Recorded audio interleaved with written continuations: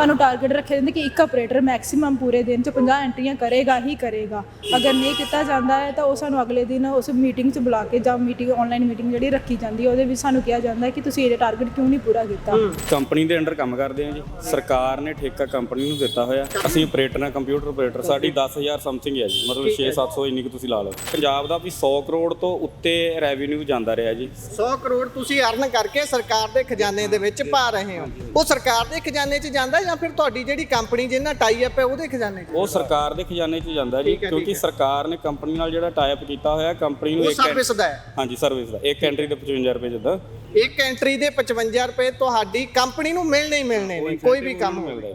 ਬਾਕੀ ਹਾਂਜੀ ਸਾਰਾ ਰੈਵਨਿਊ ਜਿਹੜਾ ਉਹ ਸਰਕਾਰ ਨੂੰ ਜਾਂਦਾ। ਠੀਕ ਹੈ ਜੀ। ਅਪਰੋਕਸੀਮੇਟਲੀ ਕੋਈ 10,000 ਦੇ ਅਪਰੋਕਸੀਮੇਟਲੀ ਐਂਟਰੀ ਹੁਸ਼ਿਆਰਪੁਰ 'ਚ ਹੁੰਦੀ ਹੋਊਗੀ ਜੀ। 10,000 × 55 ਜੇ ਕਰੀਏ ਪੈਸੇ ਤਾਂ ਬਹੁਤ ਬਣ ਜਾਂਦੇ ਆ, ਪਰ ਕੰਪਨੀ ਕੀ ਕਹਿੰਦੀ ਹੈ ਜਦੋਂ ਤੁਸੀਂ ਤਨਖਾਹ ਵਧਾਉਣ ਲਈ ਕਹਿੰਦੇ ਹੋ? ਕੰਪਨੀ ਇਹ ਕਹਿੰਦੀ ਹੈ ਕਿ ਤੁਸੀਂ ਘੱਟ ਐਂਟਰੀਆਂ ਪਾਉਂਦੇ ਆ ਜਾਂ ਤੁਸੀਂ ਕੰਮ ਵਧਾਓ ਹੋਰ ਕਿਸੇ ਵੀ ਤਰੀਕੇ। ਇੱਕ ਸਿਟੀਜ਼ਨ ਆਉਂਦਾ ਉਹ ਤੋਂ 4-4 ਐਂਟਰੀਆਂ ਲਓ, ਵੀ ਉਹਦਾ ਆਧਾਰ ਕਾਰਡ ਵੀ ਅਪਡੇਟ। ਟਾਰਗੇਟ ਬੇਸਡ ਕੰਮ ਹੋ ਗਿਆ ਇਹ ਤਾਂ। ਫਿਰ ਸਰ ਮਿਨੀਮਮ ਤਾਂ ਇਹ 5,000 ਵੀ ਦਿੰਦੇ ਨੇ, ਉਹ ਵੀ ਸਾਡੀ ਕਿਸੇ ਵੀ 5,000 ਕਿਹਨੂੰ ਦਿੰਦੇ ਨੇ? ਕਿਸੇ ਵੀ ਤਰੀਕੇ ਨਾਲ ਸਰ ਸਾਡੀ ਸੈਲਰੀ ਕੱਟੀ ਜਾਂਦੀ ਹੈ, ਕਿਸੇ ਵੀ ਤਰੀਕੇ ਨਾਲ ਕਿ ਕੋਈ ਲੇਟ ਆਇਆ ਜਾਂ ਕੋਈ ਵੀ ਕੋਈ ਫਾਈਨ ਕਿਸੇ ਵੀ ਤਰੀਕੇ ਨਾਲ। ਸਾਰਿਆਂ ਨਾਲ ਹੀ ਕੰਮ? ਹਾਂਜੀ, ਜੋ ਕੰਪਨੀ ਨੂੰ ਫਾਈਨ ਪੈਂਦਾ ਹੈ ਸਰ ਉਹ ਵੀ ਸਾਡੀ ਜੇਬਾਂ ਵਿੱਚੋਂ ਹੀ ਵਸੂਲ ਕੀਤਾ ਜਾਂਦਾ। ਸਰਕਾਰਾਂ ਦੇ ਧਿਆਨ ਰੱਖਣਾ ਹੁੰਦਾ ਵੀ ਮਿਨੀਮਮ ਵੇਜ ਜਿਹੜੀ ਸਰਕਾਰ ਨੇ ਨਿਰਧਾਰਿਤ ਕੀਤੀ ਹੋਈ ਆ ਉਹ ਤਾਂ ਮਿਲ ਰਹੀ ਹੋਵੇ। ਤੁਸੀਂ ਡੀਸੀ ਦੇ ਨੱਕ ਥੱਲੇ ਬੈਠੇ ਹੋ, ਤੁਹਾਨੂੰ ਮਿਨੀਮਮ ਵੇਜ ਜਿਹੜੀ ਸਰਕਾਰੀ ਤੌਰ ਤੇ ਸਟੇਟ ਦੀ 14,000 ਹੈ, ਤੁਹਾਨੂੰ ਉਹ ਵੀ ਨਹੀਂ ਮਿਲ ਰਹੀ। ਪਹਿਲੇ ਨੰਬਰ ਤੇ ਤਾਂ ਸਵਾਲ ਇੱਥੋਂ ਬੈਠੇ ਹੋਏ ਡੀਸੀ ਮੈਮ ਤੇ ਉੱਠਦਾ। ਇੱਕ ਟਾਈਮ ਰੱਖਿਆ ਹੋਇਆ, ਲਿਮਿਟ ਰੱਖੀ ਹੋਈ ਇੱਕ ਐਂਟਰੀ ਦੀ, ਕਿ ਉਸ ਐਂਟਰੀ ਨੂੰ ਉਨੇ ਟਾਈਮ ਦੇ ਵਿੱਚ ਤੁਸੀਂ ਨਹੀਂ ਕੰਪਲੀਟ ਕਰਦੇ ਤੇ ਉਹਦਾ SLA ਪੈਂਦਾ, ਮਤਲਬ ਕਿ ਉਹਦਾ ਫਾਈਨ ਪੈਂਦਾ। ਉਹ ਕੰਪਨੀ ਨੂੰ ਉਸ ਚੀਜ਼ ਦਾ ਫਾਈਨ ਪਿਆ ਤੇ ਉਹ ਜੁਰਮਾਨਾ ਕੰਪਨੀ ਨੂੰ ਪਿਆ। ਕੰਪਨੀ ਨੇ ਸਾਡੀਆਂ ਸੈਲਰੀਆਂ ਦੇ ਵਿੱਚੋਂ, ਅੱਗੇ ਸਾਡੀਆਂ ਸੈਲਰੀਆਂ 10,000 ਕਰੀਬ ਸੀ, ਉਹਦੇ ਚੋਂ 3-3,000 ਸਾਰਿਆਂ ਚੋਂ ਕੱਟਿਆ ਜੀ। ਇੱਥੋਂ ਤੱਕ ਕਿ ਜਿਹੜੀ ਵਿੱਚ ਸਟੇਸ਼ਨਰੀ ਯੂਜ਼ ਹੁੰਦੀ ਹੈ ਉਹ ਵੀ ਕੰਪਨੀ ਕੋਲ ਪ੍ਰੋਵਾਈਡ ਨਹੀਂ ਹੋ ਰਹੀ। ਜਿਹੜੀ A4 ਸ਼ੀਟਸ ਯੂਜ਼ ਹੁੰਦੀਆਂ ਜਾਂ ਕੁਝ ਵੀ ਆ ਉਹ ਵੀ ਨਹੀਂ ਹੋ ਰਹੀ ਉਹਨਾਂ ਕੋਲ। ਕਿਵੇਂ ਕਰਦੇ ਹੋ ਉਹ ਮੈਂ ਉਹਦਾ ਤੁਹਾਨੂੰ ਪਰਸਨਲੀ ਦੱਸ ਦਿਆਂ। ਤੇ ਇੱਥੇ ਕਿੰਨੇ ਵੀ ਆਪਰੇਟਰ ਹੈ ਜਿਨ੍ਹਾਂ ਨੇ ਕਿੰਨੀ ਸਟੇਸ਼ਨਰੀ ਆਪਣੇ ਕੋਲੋਂ ਲਿਆ ਕੇ ਯੂਜ਼ ਕੀਤੀ ਹੈ, ਕਿਉਂਕਿ ਪਬਲਿਕ ਖੜੀ ਹੁੰਦੀ ਸਾਹਮਣੇ, ਸਾਨੂੰ ਹੁੰਦਾ ਵੀ ਅਸੀਂ ਉਹਨਾਂ ਨੂੰ ਕੰਮ ਕਰਕੇ ਦਈਏ, ਉਹ ਸਵੇਰ ਦੇ ਬੈਠੇ ਆ। ਪਰ ਉਹਨਾਂ ਨੇ ਇਸ ਬਾਰੇ ਕੋਈ ਮਸਲੇ ਦਾ ਹੱਲ ਕਰਨ ਬਾਰੇ ਕੋਈ ਗੱਲ ਨਹੀਂ ਕੀਤੀ। ਉਹਨਾਂ ਨੇ ਕਿਹਾ ਕਿ ਜਿਹੜੇ ਟਰਮੀਨੇਟਡ EMPLOYE ਨੇ ਉਹਨਾਂ ਦਾ ਕੋਈ ਹੱਲ ਨਹੀਂ ਹੈ ਸਰ ਤੋਂ, ਪਰ ਜਿਹੜੇ ਨਹੀਂ ਕੀਤੇ ਉਹਨਾਂ ਨੂੰ ਬੋਲੋ ਕਿ ਸੇਵਾ ਕੇਂਦਰ ਬੈਠ ਜਾਓ ਜਾ ਕੇ, ਸੇਮ ਸੈਲਰੀ ਸੇਮ ਜੋ ਵੀ ਟਾਈਮ ਲਾਈਨ ਹੈ, ਜਿੱਦਾਂ ਸੈਲਰੀ ਆਉਂਦੀ ਹੈ, ਜੋ ਹਿਸਾਬ ਚੱਲਿਆ ਪਿਆ, ਜਿੱਦਾਂ ਵੀ ਅਸੀਂ ਦੱਸਿਆ ਤੁਹਾਨੂੰ ਕਿ ਇੱਦਾਂ ਦਾ ਪ੍ਰੋਬਲਮਸ ਨਾ, ਇਹ ਸਾਰੇ ਤਰੀਕੇ ਨਾਲ ਹੀ ਤੁਸੀਂ ਬੈਠ ਜਾਓ। ਔਰ ਇਸ ਵਾਰ ਵੀ ਤੁਹਾਨੂੰ ਸੈਲਰੀ 2-3 ਮਹੀਨੇ ਲੇਟ ਹੀ ਆਏਗੀ, ਕਿਉਂਕਿ ਇਸ ਵਾਰੀ ਕੰਪਨੀ ਨੂੰ ਫਾਈਨ ਬਹੁਤ ਜ਼ਿਆਦਾ ਪੈ ਗਿਆ ਹੈ। ਸਤਿ ਸ਼੍ਰੀ ਅਕਾਲ। ਪੰਜਾਬੀ ਰੇਡੀਓ ਤੇ ਪੰਜਾਬੀ TV USA ਤੁਸੀਂ ਇਸ ਸਮੇਂ ਵੇਖ ਰਹੇ ਹੋ। ਅਸੀਂ ਹੁਸ਼ਿਆਰਪੁਰ ਦੇ ਵਿੱਚ ਇਸ ਸਮੇਂ ਮੌਜੂਦ ਆ।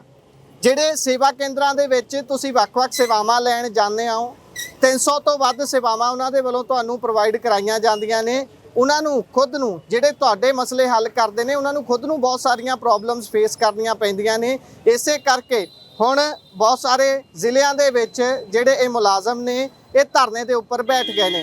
ਕੀ ਕਾਰਨ ਹੈ ਇਹਨਾਂ ਦੇ ਕੋਲੋਂ ਜਾਣ ਕੇ ਗੱਲਬਾਤ ਨੂੰ ਸ਼ੁਰੂ ਕਰਦੇ ਹਾਂ। ਬਾਈ ਜੀ ਸਤਿ ਸ਼੍ਰੀ ਅਕਾਲ ਜੀ। ਆਪਣਾ ਨਾਮ ਦੱਸਿਓ ਤੇ ਫਿਰ ਪ੍ਰੋਬਲਮ ਦੱਸਿਓ, ਕਿਉਂ ਤੁਸੀਂ ਬਾਹਰ ਆ ਕੇ ਦਰੀਆਂ ਤੇ ਬੈਠ ਗਏ ਹੋ ਅੰਦਰ ਕੰਮ ਕਰਨ ਦੀ ਬਜਾਏ? ਮੇਰਾ ਨਾਮ ਸਵਰਨ ਸਿੰਘ ਹੈ ਜੀ। ਅਸੀਂ ਸੇਵਾ ਕੇਂਦਰ ਯੂਨੀਅਨ ਹੁਸ਼ਿਆਰਪੁਰ ਦੇ ਸਾਰੇ EMPLOYE ਹਾਂ ਜੀ, ਸੇਵਾ ਕੇਂਦਰ ਦੇ EMPLOYE ਹਾਂ। ਠੀਕ ਹੈ ਜੀ। ਅਸੀਂ ਨਾ ਪਿਛਲੇ 10 ਸਾਲ ਤੋਂ ਸੇਵਾ ਨਿਭਾ ਰਹੇ ਹਾਂ ਜੀ ਐਜ਼ ਏ ਕੰਪਿਊਟਰ ਆਪਰੇਟਰ। ਠੀਕ ਹੈ ਜੀ। ਤੇ ਅਸੀਂ ਕੰਪਨੀ ਦੇ ਅੰਡਰ ਕੰਮ ਕਰਦੇ ਹਾਂ ਜੀ। ਸਰਕਾਰ ਨੇ ਠੇਕਾ ਕੰਪਨੀ ਨੂੰ ਦਿੱਤਾ ਹੋਇਆ। ਕੰਪਨੀਆਂ ਦੇ ਨਾਮ ਦੱਸ ਦਿਓ। ਕੰਪਨੀ ਉਹਨਾਂ ਨੇ ਵੈਸੇ ਟੈਰੇਸਿਸ ਪੈਰਾਡਿਗਮ ਉਹਨਾਂ ਨੇ ਟੈਰੇਸਿਸ ਨਾਲ ਕੀਤਾ ਹੋਇਆ ਜੀ। ਉਹਨਾਂ ਨੇ ਅੱਗੋਂ 4 ਕੰਪਨੀਆਂ ਅੱਗੋਂ ਹਾਇਰ ਕੀਤੀਆਂ ਹੋਈਆਂ ਅਲੱਗ-ਅਲੱਗ ਡਿਪਾਰਟਮੈਂਟਸ ਲਈ, ਜਿੱਦਾਂ ਕਿ ਜਿਹੜਾ ਕਿ ਗਾਰਡਸ ਵਾਸਤੇ ਲੱਗ ਗਿਆ ਜੀ, ਸੁਰੱਖਿਆ, ਤੇ ਜਿਹੜਾ ਸਾਡੇ ਸੁਰੱਖਿਆ ਨਾਈਟਹੁੱਡ ਇੱਕ ਹੀ ਉਹਦਾ ਨਾਮ ਹੈ। ਹੈਦਰਾਬਾਦ ਦੀ ਜਿਹੜੀ ਕੰਪਨੀ ਹੈ, ਇਹ ਇੱਕ ਹੋਰ ਵੀ ਹੈ ਪੈਰਾਡਿਗਮ। ਹਾਂ, ਪੈਰਾਡਿਗਮ ਨਹੀਂ, ਪੈਰਾਡਾਈਮ। ਹਾਂਜੀ ਜੀ ਜੀ। ਤੇ ਉਹਨਾਂ ਨਾਲ ਗੱਲ ਕੀਤੀ ਹੋਈ ਹੈ, ਉਹਨਾਂ ਨੇ ਠੇਕਾ ਦਿੱਤਾ। ਤੇ ਜਿਹੜੀ ਕੰਪਨੀ ਨੇ ਸਰਕਾਰ ਤੋਂ ਬਿਡ ਕਰਕੇ ਠੇਕਾ ਲਿਆ, ਉਸਨੇ ਹੋਰ ਅੱਗੇ ਕੰਮ ਕੰਪਨੀਆਂ ਨਾਲ ਹਾਇਰ ਕੀਤੀਆਂ ਹੋਈਆਂ ਨੇ ਅਲੱਗ-ਅਲੱਗ ਕੰਮਾਂ ਲਈ। ਠੀਕ ਹੈ। ਤੇ ਅਸੀਂ ਨਾ ਬੜੇ ਲੰਮੇ ਸਮੇਂ ਤੋਂ ਕੰਪਨੀ ਦੇ ਅੱਗੇ ਆਪਣੀਆਂ ਮੰਗਾਂ ਰੱਖਦੇ ਰਹੇ ਹਾਂ ਕਿ ਸਾਡੀਆਂ ਤਨਖਾਹਾਂ 'ਚ ਵਾਧਾ ਕੀਤਾ ਜਾਏ, ਕਿਉਂਕਿ 10 ਸਾਲ ਤੋਂ ਅਸੀਂ ਉਸੇ ਤਨਖਾਹ 'ਤੇ ਕੰਮ ਕਰ ਰਹੇ ਹਾਂ ਜੀ। 10 ਸਾਲ ਤੋਂ ਅਸੀਂ ਉਸੇ ਤਨਖਾਹਾਂ 'ਤੇ ਕੰਮ ਕਰ ਰਹੇ ਹਾਂ, ਉਹਦੇ ਵਿੱਚ ਕੋਈ ਵਾਧਾ ਨਹੀਂ ਕੀਤਾ ਗਿਆ। 10 ਸਾਲ ਤੋਂ ਕਿੰਨੀ ਹੈ ਮਿਨੀਮਮ ਵੇਜ ਇੱਕ EMPLOYE ਦੀ ਜਿਹੜਾ ਅੰਦਰ ਕੰਮ ਕਰ ਰਿਹਾ ਹੈ, ਉਸ ਦੀ ਮਿਨੀਮਮ ਵੇਜ ਕਿੰਨੀ ਹੈ ਤੇ ਕਿੰਨੀਆਂ ਕੈਟਾਗਰੀਆਂ ਨੇ, ਕਿੰਨੇ ਤਰ੍ਹਾਂ ਦੇ ਕੰਮ ਕਰਨ ਵਾਲੇ ਮੁਲਾਜ਼ਮ ਨੇ ਅੰਦਰ? ਵੇਖੋ, ਇੱਕ ਅਸੀਂ ਆਪਰੇਟਰ ਹਾਂ, ਕੰਪਿਊਟਰ ਆਪਰੇਟਰ। ਸਾਡੀ 10,000 ਸਮਥਿੰਗ ਹੈ ਜੀ, ਮਤਲਬ 6-700 ਇੰਨੀ ਕੁ ਤੁਸੀਂ ਲਾ ਲਓ। ਸਾਡੇ ਤੋਂ ਇਲਾਵਾ ਇੱਕ ਹੈਲਪ ਡੈਸਕ ਆਪਰੇਟਰ ਹੁੰਦੇ ਆ, ਉਹਨਾਂ ਦੀ ਸਾਡੇ ਤੋਂ 1000 ਰੁਪਈਆ ਵੱਧ ਹੈ ਜੀ। ਠੀਕ ਹੈ। ਉਸ ਤੋਂ ਬਾਅਦ ਸਿਕਿਉਰਿਟੀ ਗਾਰਡਸ ਆਉਂਦੇ ਨੇ ਜੀ, ਠੀਕ ਹੈ ਜੀ। ਫਿਰ ਸਫਾਈ ਕਰਮਚਾਰੀ ਆਉਂਦੇ ਨੇ ਜੀ। ਠੀਕ ਹੈ। ਤੇ ਉਹ ਸਾਰੇ ਆਪਣੀਆਂ ਮੰਗਾਂ ਨੂੰ ਲੈ ਕੇ ਧਰਨੇ ਤੇ ਨੇ ਜੀ। ਠੀਕ ਹੈ। ਕਿਉਂਕਿ ਕੰਪਨੀ ਨੇ ਸਾਡਾ ਕੋਈ ਹੱਲ ਨਹੀਂ ਕੀਤਾ। ਹੁਣ ਜਦੋਂ ਸਰਕਾਰ ਨੇ ਅਨਾਉਂਸ ਕੀਤਾ ਕਿ ਅਸੀਂ ਠੇਕੇ ਵਾਲੇ ਮੁਲਾਜ਼ਮ ਜਿਹੜੇ ਨੇ ਉਹ ਮਤਲਬ ਉਹਨਾਂ ਨੂੰ ਆਪਣੇ ਅੰਡਰ ਲਵਾਂਗੇ, ਉਹਨਾਂ ਨੇ ਆਊਟਸੋਰਸ ਦਾ ਵੀ ਜ਼ਿਕਰ ਕੀਤਾ ਵਿੱਚ ਕਿ ਆਊਟਸੋਰਸ ਵੀ ਖਤਮ ਕਰਾਂਗੇ। ਤੇ ਅਸੀਂ ਇਹ ਚਾਹੁੰਦੇ ਹਾਂ ਵੀ ਹੁਣ ਤੱਕ ਜੇ ਇੰਨੇ ਸਾਲਾਂ ਦੇ ਵਿੱਚ ਸਾਡਾ ਕਿਸੇ ਸਰਕਾਰ ਨੇ ਹੱਥ ਨਹੀਂ ਫੜਿਆ, ਸਾਡੀ ਕੰਪਨੀ ਨੇ ਕੋਈ ਮੰਗਾਂ ਪੂਰੀਆਂ ਨਹੀਂ ਕੀਤੀਆਂ, ਤੇ ਹੁਣ ਸਰਕਾਰ ਸਾਨੂੰ ਆਪਣੇ ਅੰਡਰ ਲਵੇ। ਤੇ ਜਿੱਦਾਂ ਬਾਕੀ ਜਿਹੜੇ ਡਿਪਾਰਟਮੈਂਟਸ ਨੇ ਉਹਨਾਂ ਨੇ ਆਪਣੇ ਅੰਡਰ ਲਿਆ ਵੀ ਸੇਵਾ ਕੇਂਦਰ ਨੂੰ ਜ਼ਰੂਰ ਲੈਣਾ ਚਾਹੀਦਾ, ਕਿਉਂਕਿ ਸੇਵਾ ਕੇਂਦਰ ਬਹੁਤ ਤਗੜੇ ਲੈਵਲ ਤੇ ਰੈਵਨਿਊ ਜਨਰੇਟ ਕਰ ਰਿਹਾ। ਕਿੰਨਾ ਰੈਵਨਿਊ ਜਨਰੇਟ ਕਰਕੇ ਦੇ ਪਾ ਰਹੇ ਹੋ ਤੁਸੀਂ ਸਰਕਾਰ ਨੂੰ? ਜੇ ਤੁਹਾਡੇ ਕੋਲ ਕੋਈ ਆંકੜੇ ਹੋਣ, ਕੱਲਾ ਜ਼ਿਲ੍ਹੇ ਦਾ ਨਹੀਂ, ਪੂਰੇ ਪੰਜਾਬ ਦਾ ਵੀ ਜੇ ਪਤਾ ਹੈ ਉਹ ਦੱਸ ਦਿਓ ਕੋਈ ਨਾ। ਨਹੀਂ, ਪੂਰੇ ਪੰਜਾਬ ਦਾ ਅਸੀਂ ਕਹਿ ਨਹੀਂ ਸਕਦੇ, ਕਿਉਂਕਿ ਇੰਨੀ ਜ਼ਿਆਦਾ ਡਿਟੇਲ ਜਿਹੜੀ ਆ ਉਹ ਸ਼ਾਇਦ ਕਿਸੇ ਕੋਲ ਵੀ ਨਾ ਹੋਵੇ। ਪਰ ਉਦਾਂ ਇਹ ਹੈ ਵੀ ਇੱਕ ਰਿਪੋਰਟ ਦੇ ਮਤਲਬ ਜਦੋਂ ਹੁਣ ਇੰਨਾ ਰਸ਼ ਪੈਂਦਾ ਸੀਗਾ, ਜਦ ਤੁਸੀਂ ਦੇਖਿਆ ਆ ਵੀਡੀਓਜ਼ ਕਾਫੀ ਸੋਸ਼ਲ ਮੀਡੀਆ ਤੇ ਆਈਆਂ, 1000-1500 ਵਾਲਾ ਰਸ਼ ਬੀਬੀਆਂ ਦਾ ਬਹੁਤ ਜ਼ਿਆਦਾ ਸੀਗਾ। ਬਿਲਕੁਲ। ਉਹਨਾਂ ਸਮਿਆਂ ਦੇ ਵਿੱਚ ਮੈਂ ਇਹ ਕਹਿ ਸਕਦਾ ਕਿ ਇੱਕ ਡਿਸਟ੍ਰਿਕਟ ਜਿਹੜਾ ਆ ਜਾਂ ਪੂਰੇ ਪੰਜਾਬ ਦਾ ਵੀ 100 ਕਰੋੜ ਤੋਂ ਉੱਤੇ ਰੈਵਨਿਊ ਜਾਂਦਾ ਰਿਹਾ ਜੀ। 100 ਕਰੋੜ ਤੁਸੀਂ ਅਰਨ ਕਰਕੇ ਸਰਕਾਰ ਦੇ ਖਜ਼ਾਨੇ ਦੇ ਵਿੱਚ ਪਾ ਰਹੇ ਹੋ। ਉਹ ਸਰਕਾਰ ਦੇ ਖਜ਼ਾਨੇ 'ਚ ਜਾਂਦਾ ਜਾਂ ਫਿਰ ਤੁਹਾਡੀ ਜਿਹੜੀ ਕੰਪਨੀ ਜਿਹਨਾਂ ਟਾਈ ਅਪ ਹੈ ਉਹਦੇ ਖਜ਼ਾਨੇ 'ਚ? ਉਹ ਸਰਕਾਰ ਦੇ ਖਜ਼ਾਨੇ 'ਚ ਜਾਂਦਾ ਜੀ, ਕਿਉਂਕਿ ਸਰਕਾਰ ਨੇ ਕੰਪਨੀ ਨਾਲ ਜਿਹੜਾ ਟਾਈ ਅਪ ਕੀਤਾ ਹੋਇਆ, ਕੰਪਨੀ ਨੂੰ ਸਰਵਿਸ ਦਾ ਹੈ। ਹਾਂਜੀ, ਸਰਵਿਸ ਦਾ। ਇੱਕ ਐਂਟਰੀ ਦੇ 55 ਰੁਪਏ ਜਿੱਦਾਂ ਇੱਕ ਐਂਟਰੀ ਦੇ 55 ਰੁਪਏ ਤੁਹਾਡੀ ਕੰਪਨੀ ਨੂੰ ਮਿਲਣੇ ਹੀ ਮਿਲਣੇ ਨੇ, ਕੋਈ ਵੀ ਕੰਮ ਮਿਲਦਾ ਜੀ। ਬਾਕੀ ਹਾਂਜੀ ਸਾਰਾ ਰੈਵਨਿਊ ਜਿਹੜਾ ਉਹ ਸਰਕਾਰ ਨੂੰ ਜਾਂਦਾ। ਠੀਕ ਹੈ ਜੀ। ਤੇ ਇਸ ਕਰਕੇ ਤੇ ਫਿਰ ਜੇ 55 ਰੁਪਏ ਇੱਕ ਐਂਟਰੀ ਦੇ ਮਿਲ ਰਹੇ ਨੇ, ਇੱਕ ਦਿਨ ਦੇ ਵਿੱਚ ਤੁਸੀਂ ਆਪਣੇ ਜੇ ਇੱਥੋਂ ਦਾ ਦੱਸ ਸਕੋ ਕਿੰਨੀਆਂ ਐਂਟਰੀਆਂ ਹੋ ਜਾਂਦੀਆਂ ਨੇ?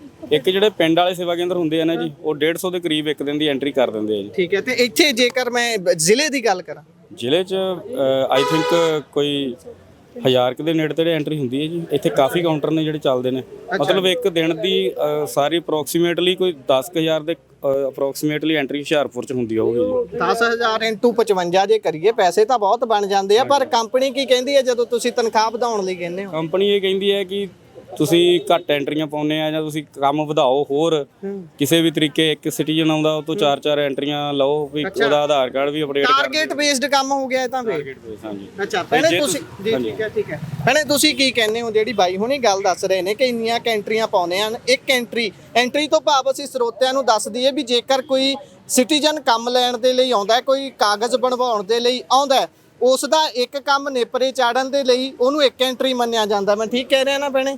ਤੇ ਉਹ ਫਿਰ ਉਹਦੇ 'ਚ ਜਿਹੜੀ ਬਾਈ ਹੁਣੀ ਗੱਲ ਦੱਸ ਰਹੇ ਨੇ ਵੀ ਟਾਰਗੇਟ ਦੇ ਦਿੱਤਾ ਜਾਂਦਾ, ਉਹ ਕਿਵੇਂ ਹੈ? ਸਤਿ ਸ਼੍ਰੀ ਅਕਾਲ ਸਰ। ਸਭ ਤੋਂ ਪਹਿਲਾਂ ਤਾਂ ਮੈਂ ਸਤਿ ਸ਼੍ਰੀ ਅਕਾਲ ਕਹਿਣਾ ਚਾਹੁੰਦੀ। ਮੇਰਾ ਨਾਮ ਰੀਆ ਠਾਕੁਰ ਆ। ਜਿੱਦਾਂ ਇਹ ਕਹਿੰਦੇ ਪਏ ਨੇ ਸਰ ਕਿ ਹਾਂਜੀ ਸਾਨੂੰ ਟਾਰਗੇਟ ਬੇਸ ਤੇ ਕੰਮ ਦਿੱਤਾ ਜਾਂਦਾ ਹੈ। ਹਾਂਜੀ ਸਰ, ਸਾਨੂੰ ਟਾਰਗੇਟ ਰੱਖਿਆ ਜਾਂਦਾ ਕਿ ਇੱਕ ਆਪਰੇਟਰ ਮੈਕਸਿਮਮ ਪੂਰੇ ਦਿਨ 'ਚ 50 ਐਂਟਰੀਆਂ ਕਰੇਗਾ ਹੀ ਕਰੇਗਾ। ਅਗਰ ਨਹੀਂ ਕੀਤਾ ਜਾਂਦਾ ਹੈ ਤਾਂ ਉਹ ਸਾਨੂੰ ਅਗਲੇ ਦਿਨ ਉਸ ਮੀਟਿੰਗ 'ਚ ਬੁਲਾ ਕੇ ਜਾਂ ਆਨਲਾਈਨ ਮੀਟਿੰਗ ਜਿਹੜੀ ਰੱਖੀ ਜਾਂਦੀ ਹੈ ਉਹਦੇ ਵਿੱਚ ਸਾਨੂੰ ਕਿਹਾ ਜਾਂਦਾ ਹੈ ਕਿ ਤੁਸੀਂ ਇਹ ਟਾਰਗੇਟ ਕਿਉਂ ਨਹੀਂ ਪੂਰਾ ਕੀਤਾ। ਹਾਂਜੀ, ਇਹ ਚੀਜ਼ ਹੈ।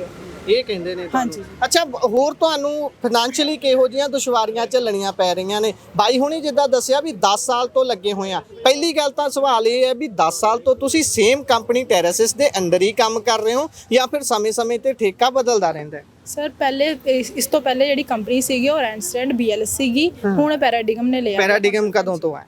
ਸਰ ਪੈਰਾਡਿਗਮ ਜਦੋਂ ਸਾਡੀ ਆਮ ਆਦਮੀ ਪਾਰਟੀ ਆਈ ਹੈ, ਇਹਨਾਂ ਨੇ ਸਭ ਤੋਂ ਪਹਿਲਾਂ ਕੰਟਰੈਕਟ ਹੀ ਇਹਨਾਂ ਨੇ 2023 ਵਿੱਚ ਨਵੰਬਰ 27 ਨੂੰ ਇਹਨਾਂ ਨੂੰ ਹੀ ਦਿੱਤਾ ਹੈ। ਠੀਕ ਹੈ। ਤੇ ਉਹ ਜਦੋਂ ਕੋਈ ਕੰਪਨੀ ਦਾ ਚੇਂਜ ਹੁੰਦੀ ਹੈ ਫਿਰ ਤੁਹਾਡੀ ਸੈਲਰੀ ਵੀ ਫਲਕਚੁਏਟ ਹੁੰਦੀ ਹੈ? ਨਹੀਂ ਸਰ, ਹਜੇ ਤੱਕ ਤਾਂ ਹੋਈ ਨਹੀਂ ਇਹ ਚੀਜ਼ ਕੋਈ ਵੀ। ਹਾਂਜੀ। ਫਸਟ ਕਿੱਦਾਂ ਹੁੰਦੀ ਹੈ? ਸਟਾਰਟਿੰਗ ਪੁਆਇੰਟ ਤੇ ਸਟਾਰਟ ਹੁੰਦੀ ਹੈ। ਜਿਸ ਤਰ੍ਹਾਂ ਜੇ ਕੋਈ 200-400 ਵਧਾਇਆ ਉਹ ਨਹੀਂ ਵਿੱਚ ਹੁੰਦਾ। ਅੱਛਾ। ਜੋ ਉਹਨਾਂ ਦਾ ਬੇਸਿਕ ਹੈ ਨਾ ਉਹੀ ਉੱਥੇ ਹੀ ਸਟਾਰਟ ਕਰਦੇ ਨੇ ਵੈਸੇ। ਔਰ ਜਿੱਦਾਂ ਤੁਸੀਂ ਪੁੱਛਿਆ ਮਿਨੀਮਮ, ਸਰ ਮਿਨੀਮਮ ਤਾਂ ਇਹ 5000 ਵੀ ਦਿੰਦੇ ਨੇ। ਉਹ ਵੀ ਸਾਡੀ ਕਿਸੇ ਵੀ 5000 ਕਿਹਨੂੰ ਦਿੰਦੇ ਨੇ? ਕਿਸੇ ਵੀ ਤਰੀਕੇ ਨਾਲ ਸਰ ਸਾਡੀ ਸੈਲਰੀ ਕੱਟੀ ਜਾਂਦੀ ਹੈ, ਕਿਸੇ ਵੀ ਤਰੀਕੇ ਨਾਲ ਕਿ ਕੋਈ ਲੇਟ ਆਇਆ ਜਾਂ ਕੋਈ ਵੀ ਕੋਈ ਫਾਈਨ ਕਿਸੇ ਵੀ ਤਰੀਕੇ ਨਾਲ। ਸਾਰਿਆਂ ਨਾਲ ਹੀ ਕੰਮ? ਹਾਂਜੀ, ਜੋ ਕੰਪਨੀ ਨੂੰ ਫਾਈਨ ਪੈਂਦਾ ਹੈ ਸਰ ਉਹ ਵੀ ਸਾਡੀ ਜੇਬਾਂ ਵਿੱਚੋਂ ਹੀ ਵਸੂਲ ਕੀਤਾ ਜਾਂਦਾ ਹੈ। ਕੰਪਨੀ ਤੋਂ ਫਾਈਨ ਤੋਂ ਭਾਵ ਕੀ? ਕੰਪਨੀ ਨੂੰ ਕਿਹੜਾ ਫਾਈਨ ਲੱਗਦਾ? ਹਾਂਜੀ ਇਹ ਜਿੱਦਾਂ ਨਾ ਡਿਟੇਲ 'ਚ ਦੱਸੋ ਇਹ ਸਾਰੀਆਂ ਗੱਲਾਂ ਤਾਂ ਕਿ ਜੇਕਰ ਕੋਈ ਅਧਿਕਾਰੀ ਸਰਕਾਰੀ ਜਾਂ ਤੁਹਾਡੇ DC ਮੈਮ ਹੀ ਸੁਣ ਰਹੇ ਨੇ। ਵੈਸੇ ਮੈਨੂੰ ਜੇ ਨਿੱਜੀ ਤੌਰ ਤੇ ਦੱਸਾਂ ਇਹ ਵੀ ਸ਼ਰਮ ਵਾਲੀ ਗੱਲ ਹੈ ਇੱਥੋਂ ਦੇ ਬੈਠੇ ਹੋਏ ਅਧਿਕਾਰੀਆਂ ਦੇ ਲਈ, ਕਿਉਂਕਿ ਅਸੀਂ ਕੰਪਲੈਕਸ ਦੇ ਅੰਦਰ ਬੈਠੇ ਆ। ਸਰਕਾਰਾਂ ਦੇ ਧਿਆਨ ਰੱਖਣਾ ਹੁੰਦਾ ਵੀ ਮਿਨੀਮਮ ਵੇਜ ਜਿਹੜੀ ਸਰਕਾਰ ਨੇ ਨਿਰਧਾਰਿਤ ਕੀਤੀ ਹੋਈ ਆ ਉਹ ਤਾਂ ਮਿਲ ਰਹੀ ਹੋਵੇ। ਤੁਸੀਂ DC ਦੇ ਨੱਕ ਥੱਲੇ ਬੈਠੇ ਹੋ, ਤੁਹਾਨੂੰ ਮਿਨੀਮਮ ਵੇਜ ਜਿਹੜੀ ਸਰਕਾਰੀ ਤੌਰ ਤੇ ਸਟੇਟ ਦੀ 14000 ਹੈ ਤੁਹਾਨੂੰ ਉਹ ਵੀ ਨਹੀਂ ਮਿਲ ਰਹੀ। ਪਹਿਲੇ ਨੰਬਰ ਤੇ ਤਾਂ ਸਵਾਲ ਇੱਥੋਂ ਬੈਠੇ ਹੋਏ ਡੀਸੀ ਮੈਮ ਤੇ ਉੱਠਦਾ ਹੈ। ਉਦੋਂ ਬਾਅਦ ਉੱਥੇ ਦਿੱਲੀ 'ਚ ਬਹਿ ਕੇ ਜਿਹੜੇ ਕਮੀਆਂ ਦੇ ਵਿਹੜੇ ਦੀ ਗੱਲ ਕਰਦੇ ਨੇ ਮੁੱਖ ਮੰਤਰੀ ਸਾਹਿਬ ਉਹਨਾਂ ਤੇ ਉੱਠਦਾ ਹੈ। ਤੁਸੀਂ ਆਪਣੀ ਗੱਲ ਕਹਿ ਰਹੀ ਹੋ। ਹੁਣ ਮੈਂ ਇਹ ਕਹਿਣਾ ਚਾਹੁੰਦਾ ਵੀ ਜਿੱਦਾਂ ਜਿਹੜੀ ਕੰਪਨੀ ਦੇ ਨਾਲ ਕੰਟਰੈਕਟ ਸਰਕਾਰ ਦਾ ਹੋਇਆ ਨਾ ਜੀ, ਕੰਪਨੀ ਆਪਣੇ ਪ੍ਰੋਜੈਕਟ ਦੇ ਵਿੱਚ ਕਿਤੇ ਵੀ ਫੇਲ ਹੁੰਦੀ ਹੈ ਹਾਂਜੀ ਤੇ ਉਹਨੂੰ ਸਰਕਾਰ ਵੱਲੋਂ ਫਾਈਨ ਪੈਂਦਾ ਜੀ। ਜਿੱਦਾਂ ਕਿ ਤੁਸੀਂ ਮੰਨ ਸਕਦੇ ਆ ਕਿ ਕੋਈ ਸੇਵਾ ਕੇਂਦਰ ਦਾ ਕਾਊਂਟਰ ਕਲੋਜ਼ ਹੈ ਜੀ, ਇੱਕ ਉਹਦਾ ਅਲੱਗ ਤੋਂ ਫਾਈਨ ਹੈ ਜੀ। ਮਤਲਬ ਕਿ ਕਿਸੇ ਤਕਨੀਕੀ ਖਾਮੀ ਕਰਕੇ ਜੇ ਕਾਊਂਟਰ ਕੋਈ ਕਲੋਜ਼ ਹੋ ਜਾਂਦਾ ਜੀ। ਆ ਪਿੱਛੇ ਜੇ ਇਹਨਾਂ ਨੇ ਐਸਐਲਏ ਇੱਕ ਰੱਖਿਆ ਸੀਗਾ ਕਿ ਜਿਹੜਾ ਟੋਕਨ ਸਿਸਟਮ ਇਹਨਾਂ ਨੇ ਸਟਾਰਟ ਕੀਤਾ ਹੋਇਆ ਕਿ ਉਹ ਟੋਕਨ ਜੇ ਸਮੇਂ ਸਿਰ ਤੁਸੀਂ ਨਹੀਂ ਕਰਦੇ, ਐਂਡ ਇੱਕ ਟਾਈਮ ਰੱਖਿਆ ਹੋਇਆ, ਲਿਮਿਟ ਰੱਖੀ ਹੋਈ ਇੱਕ ਐਂਟਰੀ ਦੀ ਕਿ ਉਸ ਐਂਟਰੀ ਨੂੰ ਉਨੇ ਟਾਈਮ ਦੇ ਵਿੱਚ ਤੁਸੀਂ ਨਹੀਂ ਕੰਪਲੀਟ ਕਰਦੇ ਤੇ ਉਹਦਾ ਐਸਐਲਏ ਪੈਂਦਾ, ਮਤਲਬ ਕਿ ਉਹਦਾ ਫਾਈਨ ਪੈਂਦਾ। ਉਹ ਕੰਪਨੀ ਨੂੰ ਉਸ ਚੀਜ਼ ਦਾ ਫਾਈਨ ਪਿਆ। ਹੁਣ ਐਂਟਰੀ ਕੰਪਲੀਟ ਕਰਨ ਦੇ ਵਿੱਚ ਕਈ ਪ੍ਰੋਬਲਮਸ ਆ ਸਕਦੀਆਂ ਜੀ, ਕਈ ਤਰ੍ਹਾਂ ਦੀਆਂ ਐਂਟਰੀਆਂ ਹੁੰਦੀਆਂ, ਕਿਤੇ ਉਹ ਕੋਈ ਸਾਈਟ ਵੀ ਸਲੋ ਹੋ ਜਾਂਦੀ ਹੈ ਜੀ, ਕਦੇ ਕੋਈ ਹੋਰ ਵੀ ਪ੍ਰੋਬਲਮਸ ਆ ਜਾਂਦੀਆਂ ਨੇ ਤੇ ਉਹ ਜੁਰਮਾਨਾ ਕੰਪਨੀ ਨੂੰ ਪਿਆ। ਕੰਪਨੀ ਨੇ ਸਾਡੀਆਂ ਸੈਲਰੀਆਂ ਦੇ ਵਿੱਚੋਂ, ਅੱਗੇ ਸਾਡੀਆਂ ਸੈਲਰੀਆਂ 10,000 ਕਰੀਬ ਸੀ, ਉਹਦੇ ਚੋਂ 3-3 ਸਾਰਿਆਂ ਚੋਂ ਕੱਟਿਆ ਜੀ। ਹਰੇਕ ਮੁਲਾਜ਼ਮ ਦੀ ਸੈਲਰੀ ਚੋਂ 3-3 ਹਜ਼ਾਰ ਕੱਟ ਕੇ ਸਰਕਾਰ ਨੇ ਆਪਣਾ ਜਿਹੜਾ ਫਾਈਨ ਲੱਗਾ ਸੀ ਉਹ ਪੂਰਾ ਕੀਤਾ ਤੇ ਉਹ ਅਜੇ ਤੱਕ ਸਾਨੂੰ ਦਿੱਤਾ ਨਹੀਂ ਗਿਆ। ਉਹ 3000 ਰੁਪਇਆ ਉਹ ਸਾਡੇ ਚੋਂ ਕੱਟਿਆ ਤੇ ਇਹ ਕਹਿ ਕੇ ਕੱਟਿਆ ਗਿਆ ਸੀ ਕਿ ਇਹ ਪਹਿਲੀ ਕਿਸ਼ਤ ਕੱਟੀ ਗਈ ਹੈ। ਅੱਛਾ, ਹੋਰ ਵੀ ਕੱਟ ਸਕਦੇ ਹਾਂਜੀ ਹਾਂਜੀ ਸਰ ਇਹ ਸਰਕਾਰ ਨੇ ਨਹੀਂ ਕੱਟਿਆ, ਇਹ ਕੰਪਨੀ ਨੇ ਕੱਟਿਆ। ਸਰਕਾਰ ਨੇ ਕੰਪਨੀ ਨੂੰ ਫਾਈਨ ਪਾਇਆ ਆ ਔਰ ਕੰਪਨੀ ਨੇ ਕੱਟਿਆ ਸਾਡੀ ਜੇਬ ਵਿੱਚੋਂ। ਔਰ ਤੁਸੀਂ ਬੋਲ ਰਹੇ ਹੋ ਮੈਕਸਿਮਮ ਸਾਡੀ 10,000 ਹੀ ਹੈ ਸਰ। ਮਿਨੀਮਮ ਪੁੱਛ ਲਓ ਕਿ ਮਿਨੀਮਮ ਇਸ ਤੋਂ ਵੀ ਘੱਟ ਹੋ ਜਾਂਦੀ ਹੈ ਕਿ ਜਦੋਂ ਫਾਈਨ ਪੈਂਦੇ ਨੇ ਉਹ ਕੱਟੇ ਜਾਂਦੇ ਨੇ। ਮਿਨੀਮਮ ਸਾਨੂੰ ਉਸ ਤੋਂ ਵੀ ਘੱਟ ਘਰ ਗੁਜ਼ਾਰਾ ਵੀ ਨਹੀਂ ਚੱਲਦਾ ਸਾਡਾ। ਇੱਕ ਹੋਰ ਗੱਲ ਸੀ ਵੀ ਜਦੋਂ ਇੱਥੇ ਕੰਮ ਚੱਲ ਰਿਹਾ ਹੈ ਤਾਂ ਹਰੇਕ ਹਫਤੇ ਇੱਕ ਟੀਮ ਆਉਂਦੀ ਹੈ ਸਰਕਾਰੀ ਜਿਹੜੀ ਜਾਂਚ ਕਰਦੀ ਹੈ ਵੀ ਕਿਹੜੀ ਚੀਜ਼ ਚੱਲਦੀ ਹੈ, ਕਿਹੜੀ ਰੁਕੀ ਹੋਈ ਹੈ, ਫਿਰ ਉਹਦੇ ਆਧਾਰ ਤੇ ਵੀ ਫਾਈਨ ਪੈਂਦਾ ਹੈ। ਉਹ ਵੀ ਤੁਹਾਡੇ ਜ਼ਿੰਮੇ ਹੈ ਵੀ ਤੁਸੀਂ ਧਿਆਨ ਰੱਖਣਾ ਕਿਹੜੀ ਚੀਜ਼ ਚੱਲਦੀ, ਕਿਹੜੀ ਖਰਾਬ ਹੈ, ਤੇ ਜੇਕਰ ਖਰਾਬ ਹੈ ਉਸ ਦੇ ਲਈ ਕੋਈ ਪ੍ਰਬੰਧ ਵੀ ਕੀਤਾ ਜਾਂਦਾ ਤੁਹਾਡੀ ਕੰਪਨੀ ਦੇ ਵੱਲੋਂ ਵੀ ਭਾਈ ਇਹਨੂੰ ਜਲਦੀ ਰਿਪੇਅਰ ਕਰਕੇ ਉੱਥੇ ਦੁਬਾਰਾ ਫਿਕਸ ਕੀਤਾ ਜਾਵੇ ਤਾਂ ਕਿ ਤੁਹਾਡੇ ਸਿਰ ਜਾਂ ਕੰਪਨੀ ਸਿਰ ਹੀ ਉਹ ਕੰਪਨੀ ਸਿਰ ਪਿਆ ਤੁਹਾਡੇ ਸਿਰ ਆ ਜਾਂਦਾ ਫਿਰ। ਉਹ ਵੀ ਨਾ ਸਰ ਜਿਹੜਾ ਸੀਨੀਅਰ ਆਪਰੇਟਰ ਹੈਗਾ ਨਾ ਜਿਹੜੇ ਸੇਵਾ ਕੇਂਦਰ ਦਾ ਸਰ ਉਹੀ ਠੀਕ ਕਰਾ ਕੇ ਦਿੰਦਾ ਹੈ। ਕੰਪਨੀ ਵੱਲੋਂ ਨਹੀਂ ਕੋਈ ਬੰਦਾ ਭੇਜਿਆ ਜਾਂਦਾ ਠੀਕ ਕਰਾਉਣ। ਉਹ ਸੇਵਾ ਕੇਂਦਰ ਦਾ ਜਿਹੜਾ ਸੀਨੀਅਰ ਆਪਰੇਟਰ ਆਪਣੀ ਜੇਬ ਵਿੱਚੋਂ ਪੈਸੇ ਖਰਚੇਗਾ, ਆਪੇ ਹੀ ਠੀਕ ਕਰਾ ਕੇ ਦੇਗਾ। ਜਿੱਦਾਂ ਦੇ ਤੁਸੀਂ ਹਾਲਾਤ ਦੱਸਦੇ ਹੋ, ਫਿਰ ਜਦੋਂ ਬੱਤੀ ਚਲੀ ਜਾਂਦੀ ਹੈ ਫਿਰ ਜਨਰੇਟਰ ਦਾ ਤੇਲ ਤਾਂ ਨਹੀਂ ਆਪ ਪਾਉਣ ਜਾਂਦੇ ਤੁਸੀਂ? ਜਨਰੇਟਰਾਂ 'ਚ ਤੇਲ ਤੇ ਵੇਖੋ ਬੜੇ ਚਿਰ ਤੋਂ ਬੰਦ ਹੀ ਆਇਆ ਨਹੀਂ ਤੇ ਕਦੇ ਤੇਲ ਨਹੀਂ ਪਵਾਇਆ ਕੰਪਨੀ ਨੇ। ਉਹ ਬੰਦ ਹੀ ਹੁੰਦਾ, ਫਿਰ ਉਹਨਾਂ ਚਿਰ ਗਰਮੀ 'ਚ ਬਹਿ ਲਈਦਾ ਉਦਾਂ। ਠੀਕ ਹੈ, ਪਰ ਮਤਲਬ ਕੰਮ ਵੀ ਰੁਕ ਜਾਂਦਾ ਨਾ ਕਿਉਂਕਿ ਫਿਰ ਦੇਖੋ ਜਦੋਂ ਦੀ ਇਹ ਕੰਪਨੀ ਆਈ ਹੈ ਕੋਈ ਸੈਲਰੀ ਸਮੇਂ ਤੇ ਨਹੀਂ ਦਿੱਤੀ ਉਹਨਾਂ ਨੇ। ਹਰ ਇੱਕ ਸੈਲਰੀ 1 ਮਹੀਨਾ 20 ਦਿਨ ਲੇਟ ਹੈ ਜੀ, 1 ਮਹੀਨਾ 25 ਦਿਨ ਲੇਟ ਹੈ ਜੀ। ਅੱਛਾ, ਹੁਣ ਉਹ ਜਿਹੜਾ ਇੱਥੋਂ ਤੱਕ ਕਿ ਜਿਹੜੀ ਵਿੱਚ ਸਟੇਸ਼ਨਰੀ ਯੂਜ਼ ਹੁੰਦੀ ਹੈ ਉਹ ਵੀ ਕੰਪਨੀ ਕੋਲ ਪ੍ਰੋਵਾਈਡ ਨਹੀਂ ਹੋ ਰਹੀ। ਜਿਹੜੀ A4 ਸ਼ੀਟਸ ਯੂਜ਼ ਹੁੰਦੀਆਂ ਜਾਂ ਕੁਝ ਵੀ ਆ ਉਹ ਵੀ ਨਹੀਂ ਹੋ ਰਹੀ ਉਹਨਾਂ ਕੋਲ। ਕਿਵੇਂ ਕਰਦੇ ਹੋ ਉਹ ਮੈਂ ਉਹਦਾ ਤੁਹਾਨੂੰ ਪਰਸਨਲੀ ਦੱਸ ਦਿਆਂ ਤੇ ਇੱਥੇ ਕਿੰਨੇ ਵੀ ਆਪਰੇਟਰ ਆ ਜਿਨ੍ਹਾਂ ਨੇ ਕਿੰਨੀ ਸਟੇਸ਼ਨਰੀ ਆਪਣੇ ਕੋਲੋਂ ਲਿਆ ਕੇ ਯੂਜ਼ ਕੀਤੀ ਹੈ, ਕਿਉਂਕਿ ਪਬਲਿਕ ਖੜੀ ਹੁੰਦੀ ਸਾਹਮਣੇ, ਸਾਨੂੰ ਹੁੰਦਾ ਵੀ ਅਸੀਂ ਉਹਨਾਂ ਨੂੰ ਕੰਮ ਕਰਕੇ ਦਈਏ, ਉਹ ਸਵੇਰ ਦੇ ਬੈਠੇ ਆ। ਫਿਰ ਅਸਲ 'ਚ ਤਾਂ ਜ਼ਿੰਮੇਵਾਰੀ ਤਾਂ ਤੁਸੀਂ ਨਿਭਾ ਰਹੇ ਹੋ। ਠੇਕੇਦਾਰੀ ਵਾਲਾ ਸਿਸਟਮ ਤਾਂ ਸਰਕਾਰ ਕੰਪਨੀ ਤਾਂ ਸਿਰਫ ਪੈਸੇ ਲੈ ਕੇ ਜਾ ਰਹੀ ਹੈ, ਪ੍ਰੋਵਾਈਡ ਕੁਝ ਨਹੀਂ ਕਰਾ ਰਹੀ। ਨਾਲੇ ਸਾਨੂੰ ਤੇ ਇਹ ਹੈ ਵੀ ਜਿਹੜੀ ਕੰਪਨੀ ਹੁਣ ਸਾਨੂੰ ਸੈਲਰੀ ਨਹੀਂ ਟਾਈਮ ਤੇ ਦੇ ਰਹੀ ਜਾਂ ਹੋਰ ਚੀਜ਼ਾਂ ਜਿਹੜੀਆਂ ਬੇਸਿਕ ਨੀਡਸ ਨੇ ਉਹ ਨਹੀਂ ਪੂਰੀਆਂ ਕਰ ਰਹੀ ਆਫਿਸ ਦੀਆਂ, ਉਹਨਾਂ ਤੋਂ ਫਿਰ ਅਸੀਂ ਇਦਾਂ ਦੀਆਂ ਚੀਜ਼ਾਂ ਜਿੱਦਾਂ ਵੀ ਡੀਜ਼ਲ ਐਕਸਪੈਕਟ ਕਰ ਲਈਏ ਜਨਰੇਟਰ ਜੋਗਾ ਜਾਂ ਕੋਈ ਹੋਰ ਚੀਜ਼, ਤੇ ਉਹ ਸਾਡੇ ਵਾਸਤੇ ਤੇ ਤੁਹਾਨੂੰ ਪਤਾ ਹੀ ਅਨਐਕਸਪੈਕਟਡ ਹੀ ਹੈ ਜੀ। ਠੀਕ ਹੈ ਬਾਈ, ਤੁਸੀਂ ਇਹ ਗੱਲ ਜ਼ਰੂਰ ਦੱਸਿਓ ਕਿ ਕਿੰਨੇ ਸਮੇਂ ਤੋਂ ਤੁਸੀਂ ਕੰਮ ਕਰ ਰਹੇ ਹੋ। ਦੂਜੀ ਗੱਲ, ਸਾਰੇ ਕਹਿ ਰਹੇ ਵੀ 10-10 ਸਾਲ ਹੋ ਗਏ ਸਾਨੂੰ ਲੱਗਿਆਂ ਨੂੰ। 10 ਸਾਲ ਕੰਮ ਕਰਨ ਤੋਂ ਬਾਅਦ, ਸ਼ੋਸ਼ਣ ਕਰਵਾਉਣ ਤੋਂ ਬਾਅਦ ਤੁਹਾਨੂੰ ਹੁਣ ਕਿਉਂ ਯਾਦ ਆਈ ਧਰਨਾ ਦੇਣ ਦੀ? ਦੇਖੋ ਜੀ, ਪਹਿਲੇ ਤਾਂ ਮੈਨੂੰ ਥੋੜਾ ਹੀ ਟਾਈਮ ਹੋਇਆ ਕੰਮ ਕਰਦੇ ਨੂੰ। ਸਾਥੀਆਂ ਨੂੰ ਤਾਂ 10-10 ਸਾਲ ਹੋ ਗਏ। ਹਾਂਜੀ, ਸਾਥੀਆਂ ਨੂੰ 10-10 ਸਾਲ ਹੋ ਗਏ ਆ। ਹੁਣ ਸਾਨੂੰ ਇਸ ਕਰਕੇ ਯਾਦ ਆਈ ਆ ਕਿ ਪਹਿਲੀ ਗੱਲ ਤਾਂ ਪੰਜਾਬ ਲੈਵਲ ਦੇ ਉੱਤੇ ਇਹ ਗੱਲ ਦੀ ਆਵਾਜ਼ ਉਠਾਈ ਗਈ ਆ। ਫਿਰ ਅਸੀਂ ਵੀ ਆਪਣੀ ਆਵਾਜ਼ ਬੁਲੰਦ ਕਰਕੇ ਉਹਨਾਂ ਦੇ ਨਾਲ ਜੁੜ ਗਏ ਆ। ਤੇ ਸ਼ੋਸ਼ਣ ਦੇਖੋ ਕਦੀ ਨਾ ਕਦੀ ਬੰਦਾ ਜਾਗਦਾ ਆ, ਨੀਂਦ ਖੁੱਲਦੀ ਆ ਬੰਦੇ ਦੀ। ਹੁਣ ਸਾਡੀ ਸਾਰਿਆਂ ਦੀ ਨੀਂਦ ਖੁੱਲੀ ਆ ਤੇ ਅਸੀਂ ਸਾਰੇ ਪੰਜਾਬ ਲੈਵਲ ਤੇ ਇਸ ਧਰਨੇ ਨੂੰ ਚਲਾ ਰਹੇ ਹਾਂ। ਠੀਕ ਹੈ, ਤੁਹਾਡੇ ਨਾਲ ਕੋਈ ਗੱਲ ਕਰਨ ਆਇਆ ਕੋਈ ਸੀਨੀਅਰ ਅਧਿਕਾਰੀ ਜਾਂ ਫਿਰ ਤੁਹਾਡੀ ਕੰਪਨੀ ਦੇ ਵੱਲੋਂ ਕੋਈ ਰਾਬਤਾ ਕੀਤਾ ਗਿਆ ਹੋਵੇ ਵੀ ਭਾਈ ਆਪਾਂ ਕਰ ਲੈਂਦੇ ਆ ਮਸਲੇ ਦਾ ਹੱਲ?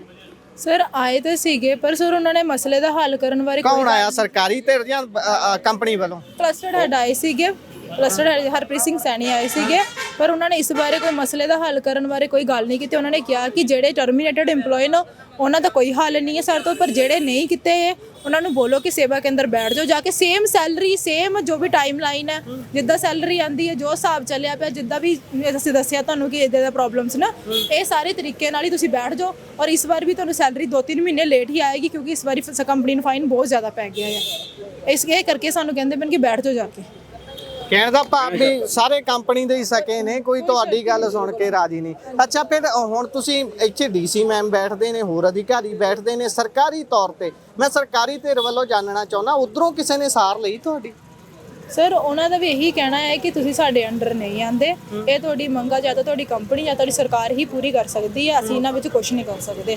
ਅਸੀਂ ਤਾਂ ਬਸ ਉਹ ਬਸ ਸਿਟੀਜ਼ਨ ਬਾਰੇ ਸੋਚ ਸਕਦੇ ਨੇ ਕਿ ਅਸੀਂ ਸਿਟੀਜ਼ਨ ਨੂੰ ਕਿੱਦਾਂ ਮਤਲਬ ਸੰਭਾਲੀਏ ਜਾਂ ਕਿੱਦਾਂ ਉਹਨਾਂ ਦੀ ਪ੍ਰੋਬਲਮ ਸੋਲਵ ਕਰੀਏ, ਬਸ ਉਹ ਸਾਡੇ ਬਾਰੇ ਨਹੀਂ ਕਰ ਸਕਦੇ। ਹੁਣ ਸੇਵਾ ਕੇਂਦਰ ਪੂਰੀ ਤਰ੍ਹਾਂ ਬੰਦ ਨੇ? ਨਹੀਂ, ਅੰਦਰ ਕੁਝ ਜਿਹੜੇ ਆਪਰੇਟਰਸ ਨੇ ਨਾ, ਉਹਨਾਂ ਨੂੰ ਚਲੋ ਤੁਹਾਨੂੰ ਪਤਾ ਹੀ ਆ, ਜਦੋਂ ਕੋਈ ਮੋਰਚਾ ਧਰਨਾ ਚੱਲਦਾ ਹੁੰਦਾ ਵਿੱਚੋਂ ਕੁਝ ਵੀਕ ਪੁਆਇੰਟਸ ਵੀ ਹੁੰਦੇ ਆ। ਹਾਂਜੀ ਹਾਂਜੀ, ਉਹ ਫਿਰ ਕੁਝ ਉਹਨਾਂ ਨੇ ਆਪਣੇ ਅੰਡਰ ਲਏ ਨੇ ਜੀ ਆਪਰੇਟਰ, ਕੁਝ ਉਹਨਾਂ ਨੇ ਨਵੀਆਂ ਭਰਤੀਆਂ ਵੀ ਕੀਤੀਆਂ ਜੀ। ਕਿ ਅਸੀਂ ਇੱਥੇ ਬੈਠੇ ਆ, ਉਹਨਾਂ ਨੇ ਕੁਝ ਨਵੀਆਂ ਭਰਤੀਆਂ ਵੀ ਕੀਤੀਆਂ। ਤੁਸੀਂ ਇੰਨੇ ਸਾਲ ਦਿੱਤੇ ਨੇ ਇਸ ਕੰਮ ਦੇ ਲਈ, ਇਹ ਕਹਿ ਲਈਏ ਵੀ ਲੋਕਾਂ ਦੀ ਸੇਵਾ ਦੇ ਵਿੱਚ, ਕਿਉਂਕਿ ਜਿੰਨੀ ਤੁਹਾਡੀ ਤਨਖਾਹ ਹੈ ਉਹ ਤਾਂ ਮਿਨੀਮਮ ਵੇਜ ਦੇ ਪੇ ਸਕੇਲ ਤੋਂ ਵੀ ਘੱਟ ਹੈ, ਜਿਹੜੀ ਕਿ ਕਿਤੇ ਵੀ ਜਾਇਜ਼ ਨਹੀਂ ਬਣਦੀ। ਜਿੱਦਾਂ ਮੈਂ ਪਹਿਲਾਂ ਗੱਲ ਕੀਤਾ ਵੀ ਇਹ ਤਾਂ ਸਿੱਧੀ ਨਿਯਮਾਂ ਦੀ ਉਲੰਘਣਾ ਹੈ।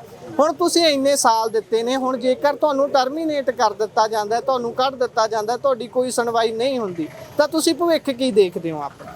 ਦੇਖੋ, ਅਸੀਂ ਤੇ ਆਪਣਾ ਨਾ ਜਿਹੜਾ ਇੱਕ ਟਾਈਮ ਹੁੰਦਾ ਸਰਕਾਰੀ ਜੌਬ ਲੈਣ ਦਾ ਵੀ, ਹਾਂਜੀ, ਤੇ ਉਹ ਅਸੀਂ ਆਪਣੀ ਲਾਈਫ ਦਾ ਬਹੁਤ ਵੱਡਾ ਜਿਹੜਾ ਹਿੱਸਾ ਹੈ ਨਾ, ਉਹ ਇਸ ਪ੍ਰੋਜੈਕਟ ਨੂੰ ਦਿੱਤਾ ਜੀ। ਮੈਂ 2017 ਤੋਂ ਜੁੜਿਆ ਇਸ ਪ੍ਰੋਜੈਕਟ ਨਾਲ, ਤੇ ਹੁਣ ਇਹਨਾਂ ਨੂੰ ਉਸ ਚੀਜ਼ ਦੀ ਕੋਈ ਕਦਰ ਨਹੀਂ ਹੈਗੀ ਕਿਸੇ ਆਪਰੇਟਰ ਦੀ ਵੀ, ਕੋਈ ਕਿੰਨਾ ਪੁਰਾਣਾ ਆ ਜਾਂ ਉਹਨੇ ਕਿੰਨੀਆਂ ਸੇਵਾਵਾਂ ਦਿੱਤੀਆਂ ਜਾਂ ਕਿੰਨੀ ਉਹਨੇ ਤਨਦੇਹੀ ਨਾਲ ਆਪਣੀਆਂ ਡਿਊਟੀਆਂ ਕੀਤੀਆਂ ਨੇ।